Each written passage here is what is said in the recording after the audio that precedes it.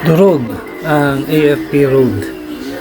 Yung tatlong araw na umuulan, ito at saka malakas na ulan, ito ang ating naging kapalaran.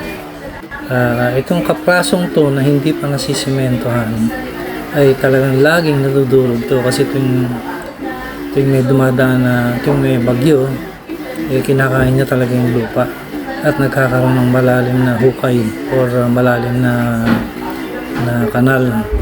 So ito sila, naayos nila yung daan dahil nagkaroon din ng mga landslide. So dinahandaan ko lang to hanggang marating ako sa taas kasi madulas din at maputik.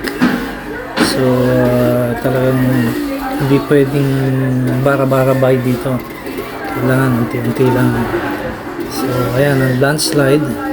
Mamaya makikita natin sa itaas, ngayong isang bahay bahagya kapraso ng kanyang pundasyon ay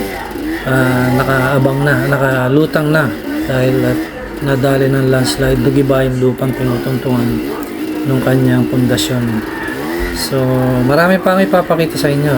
Sa ngayon, ito lang yung unang nakita ko pag-akyat ko dito sa Aris, Maarat, San Mateo, Rizal.